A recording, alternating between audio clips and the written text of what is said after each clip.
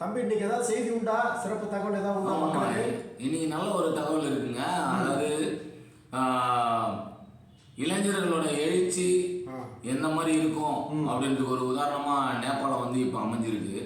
நேபாளத்தில் இளைஞர்கள் செய்த அந்த போராட்டம் வந்து 2 நாள் போராட்டம் மிகப்பெரிய அளவில் தாக்கத்தை ஏற்படுத்தியிருக்கு. பிரதமரே நாட்டை விட்டு ஓடுறதுக்கு தயாராகிற அளவுக்கு மத்திய அமைச்சர்கள்லாம் பதவி விலகி செல்ற அளவுக்கு அந்த போராட்டங்கள் வந்து வலுவெடுத்திருக்கு. ஸோ அது என்னன்றது நம்ம விரிவாக வந்து வீடியோக்குள்ளே போய் பார்த்துக்கலாமா? கண்டிப்பாக.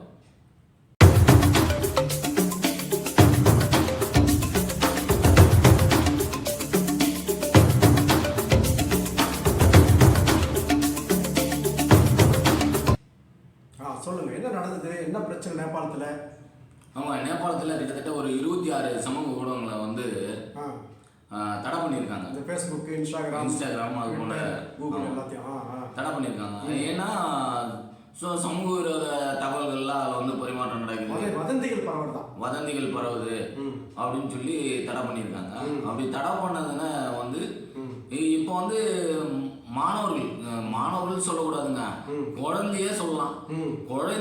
குழந்தைகள்ல இருந்து பல்லு போன கிழவர் வரைக்கும் ஃபேஸ்புக், இன்ஸ்டாகிராம் அது இல்லாம இருக்க முடியாது. கூகுள் இல்லாத வாழ்க்கை நினைச்சு பார்க்க முடியாது. நீங்க பிறந்த சில நாள் ஆன குழந்தை கூட அந்த ஃபேஸ்புக், இன்ஸ்டாகிராம் பார்த்துட்டு தான் சாப்பிடுது. பால் குடிக்க கூட அது காய்ச்சாதான் குடிக்கும் போது ஃபேஸ்புக்கோட சாப்பிடணும்னா ட்விட்டர் வேணும். ஆமா, 6 அப்படி பெருக்கெல்லாம் தெரியாது. அது உடனே வந்து கூகுளில் தான் போய் சர்ச் பண்ணும். ஆமா, கூகுளில் போயிட்டு ஆமா அந்த அளவுக்கு தான் போயிடுச்சு. நம்மளுடைய குழந்தைகள்ல இருந்தே அந்த அறிவு நாலேஜ் வந்து மழுங்கடிச்சிச்சு இந்த இணையதள வழியா வர சேவைகள்லாம் வந்து. ஸோ அதை வந்து ஆனால் அவங்க மழுங்கடிச்சிட்டுன்னு சொல்ல முடியாது. அறிவியல் சாதனத்தில் அது ஒரு அறிவியல் கண்டுபிடிப்பு தான்.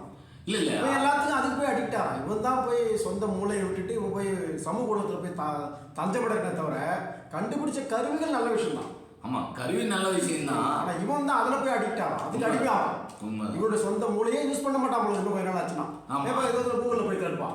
ஆமாம், இன்னைக்கு யாராவது நம்ம பெருக்கல் வாய்ப்பாடு படிக்கிறோமா? கிடையாது. 6 தெரியாது. அந்த 3 2 கால்குலேட்டர்ல எல்லாம் 5 பெருக்குனா 6 அதெல்லாம் கூகுளில் சர்ச் பண்ணணும்னா சொல்லலாம் அந்த குழந்தை. ஆமாம், இப்போ அந்த நிலைமைக்கு போயிடுச்சு. அதில் வந்து இப்போ என்னன்னா அவங்க தடை பண்ணதுனால அந்த நாட்டில் நேபாளத்தில் வந்து காட்மண்டு தலைநகரில் மிகப்பெரிய அளவில் வன்முறை தலைவீழ்ச்சி ஆடி இருக்கு. முறைன்றதை விட மக்கள் எழுச்சின்னு சொல்லலாம். மக்கள் கொந்தளிச்சு போராடுறாங்க. அதில் இளைஞர்கள் தான் முன்னெடுக்கிறாங்க. இளைஞர்கள் முன்னெடுத்து தான் அதை செய்யறாங்க, பெரிய விஷயமா மாத்துறாங்க. ஆமாம், அங்கே இருக்கிற அந்த பெரிய மந்திரி சபை அது போல இடங்கள்லாம் வந்து கட்டிடங்கள்லேயே வந்து மேலே ஏறி டேமேஜ் பண்ணியிருக்காங்க. ஸோ அது மட்டும் இல்லாமல் பிரதமர் வீட்டை வந்து எரிச்சிருக்காங்க, மத்திய அமைச்சர்களோட வீடுகளை எரிச்சிருக்காங்க, துணை ஜனாதிபதியோட வீட்டை வந்து கல்லெறிஞ்சி சேதப்படுத்தியிருக்காங்க. ஸோ இவ்வளோ பெரிய வன்முறை நடந்திருக்கு. இப்போ வந்து அந்த ஊடகங்களை வந்து நாங்கள் மறுபடியும் விடுறோம் அப்படின்னு சொல்லி தடையை நீக்கிட்டாங்க. நீக்கினாலும் அந்த தொடர்ந்து அந்த இது வந்து நடந்துகிட்டு தான் இருக்கு. போராட்டம்ன்றது நடந்துகிட்டு தான் இருக்கு. கண்டிப்பா. அதனால வந்து எல்லாரும் பிரதமரும் நாடு விட்டு போராடுறது தயாரா இருக்காரா? இப்போ தகவல் கேபி சர்மா ஒலின்றது அந்த நாட்டுடைய பிரதமரா இருக்காரு. மருத்துவ காரணத்தை சொல்லி துபாய்க்கு தப்பிச்சு ஓடலாமா அவர் பாக்குறாரு, முயற்சிக்கிறாரு சொல்றாரு. ஆனா கொந்தளிப்பு உள்நாட்டு கொந்தளிப்பு சமாளிக்க முடியாம தான் அவர் ஓடுறது பாக்குறாரு. அதே மாதிரி மத்திய அமைச்சர்களும் அந்த மாதிரி தான். தகவல் தொடர்புத்துறை அமைச்சர் அவரே அரசு செய்தி தொடர்பாளராக இருக்கிறாரு. பிருத்வி சுப்பா குரங் அப்படின்றவர் அவருடைய வீட்டுக்கு தீ வச்சிருக்காங்க. சிபிஎம் கம்யூனிஸ்ட் கட்சியுடைய நேபாளம் அவருடைய புஷ்பா கமல் அவருடைய வீட்டுக்கு தீ வச்சிருக்காங்க அந்த போராட்டக்காரர்கள். அப்புறம் நேபாள காங்கிரஸ் தலைவர் செர் பகதூர் கியூபா வீட்டுக்கும் தீ வச்சிருக்கிறாங்க. அது நயா பஜாரில் இருக்கக்கூடிய கிருத்திப்பூர் மாநகராட்சி அலுவலகம் தீ வச்சு எரிச்சிருக்கிறாங்க. உள்துறை அமைச்சர் அவர் இப்போ ராஜினாமா பண்ணி ஓடிட்டாரு. இருந்தாலும் ரமேஷ் டேலாக் அவருடைய வீடும் எரிக்கப்பட்டிருக்கு. சமூக ஊடகங்கள் 26 சமூக ஊடகங்களுக்கு எல்லா சமூக ஊடகங்களுக்கும் அவன் தடை நீக்கிட்டாங்க. ஆனாலும் போராட்டம் நிற்கல. அவங்க வந்து அரசை வந்து நம்பல. ஆமாம், தடை நீக்கிறதுக்கு போராட்டம் நியாயமாக வந்து அமைதி தான் ஆகும். அப்படின்னா மறுபடியும் ஏதாவது வேற வழிகளில் வந்து தடை விதிப்பாங்களோ மக்கள் அச்சப்படுறாங்க. கண்டிப்பாக கண்டிப்பாக. ஏன்னா இது வந்து பார்த்தீங்கன்னா உலக நாடுகளே இந்த செய்தியை வந்து பார்த்துக்கிட்டு இருக்காங்க. இதில் என்னன்னா இந்தியாவிலையும் இது போல, ஏன்னா இப்போ சமீப காலமாக நமக்கான செய்தி பரிமாற்றங்களை வந்து தடை செய்துட்டு வராங்க. 5 பேருக்கு மேலே நீங்கள் அனுப்ப முடியாது வாட்ஸ்அப்பில். 5 பேராக வேணா அனுப்பலாம். ஆமாம். ஆனால் 5 பேருக்கு மேலே அனுப்ப முடியாது. அதுக்கப்புறம் மறுபடியும் 5 பேருக்கு அனுப்பணும். அதுக்குள்ளே சோர்ந்து போயிடுவான். ஆனால் போப்பா அப்படின்வான். இப்போ வந்து பார்த்தீங்கன்னா நம்ம இந்தியாவை பொறுத்தளவுக்கு ஒரு குறிப்பிட்ட நபர்களோடத, முக்கிய நபர்களோடத, அவங்களுடைய வாட்ஸ்அப், ஃபேஸ்புக் இவைகளை வந்து தடுக்கிற வேலையை தான் இவங்க செஞ்சுட்டு இருக்காங்க. வேவு பார்க்கறது. ஆமாம். இன்னும் கொஞ்ச நாள் நம்மளுக்கு கூட வேக பார்ப்பாங்க. நமக்கு அப்பப்போ அனாமத்துக்காலாம் வரும். ஆமாம். அனாமத்தா சத்தம் ஒழிச்சிட்டே இருக்கும். அப்படின்னா உங்களுக்கு வேவு பார்க்குறேன்னு அர்த்தம். ஆமாம். நீங்கள் பேசிட்டே இருக்கும்போது உங்கள் ஃபோனுக்குள்ளே ஒரு ஒலி வருதுன்னு சொன்னால் உங்களை யாரோ வாட்ச் பண்ணுறாங்கன்னு அர்த்தம். நம்ம ஒன்றுமே பெருசாக புரிஞ்சுக்கிறது இல்லை. ஆனால் நம்ம இந்தியாவில் வந்து இந்த மாதிரியெல்லாம் ஒரு சம்பவம் வந்து நடக்குமான்றதுலாம் தெரியாது. இருந்தாலும் இந்தியாவுக்கும் இது ஒரு எச்சரிக்கையான ஒரு விஷயமா தான் நம்ம எடுத்துக்கணும். மோடி முதல் 5 ஆண்டுகளில் பண்ணவர் தானே. ஆமாம். எல்லா எதிர்கட்சிகளும் ஒட்டு கேட்டு அது பெரிய பிரச்சனையாக பாராளுமன்றத்தில் வெடிச்சு அப்புறம் தானே கொஞ்சம் அமைதியானாங்க. ஆமாம்.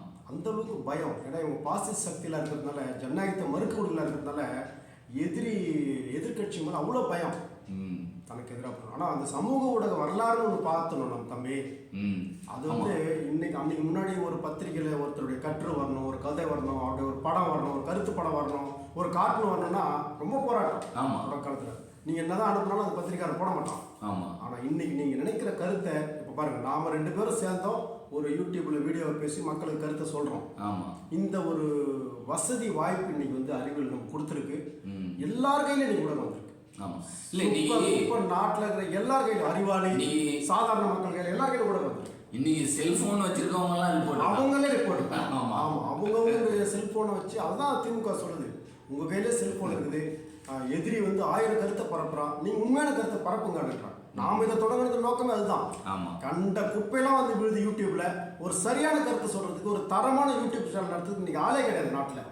எல்லாருமே வந்து வன்மத்தை கற்றுட்டு தான் இன்னைக்கு யூடியூப் சேனல் நடத்துகிறான். ஆனால் உண்மையை சொல்றதுக்கு இன்னைக்கு ஒரு ஆளும் கிடையாது. அது நாம் 2 பேர் தான் அந்த முயற்சி எடுத்துக்கிறோம். நம்மள மாதிரி சில ஊடகங்கள் இருக்கிறாங்க,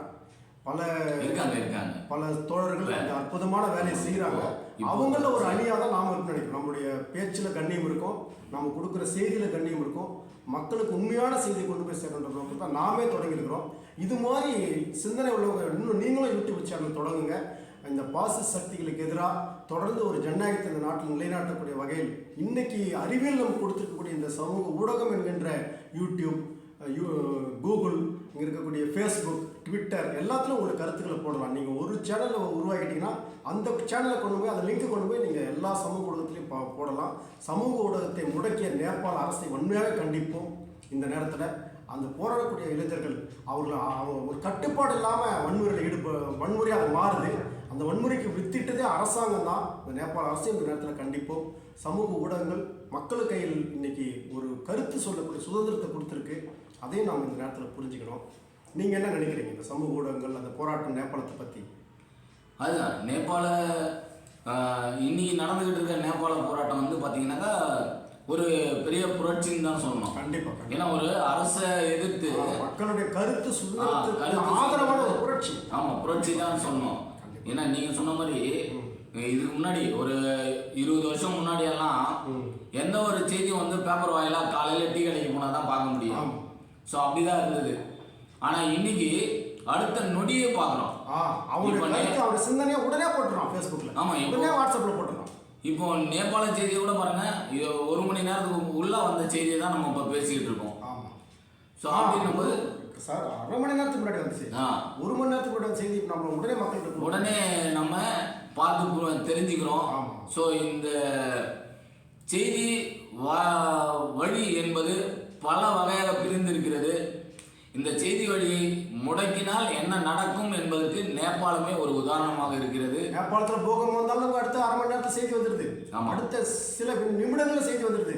நேபாளத்தில் கொந்தளிப்பு ஏற்பட அடுத்த சில நிமிடங்கள் செய்தி வந்துடுது. இந்த அறிவியல் சாதனத்தை நாம் வந்து ஒருபோதும் இந்த தகவல் கருத்து பரப்பலை நாம் வந்து இழக்க முடியாது. இந்த உரிமையை நாம் இழக்க முடியாது.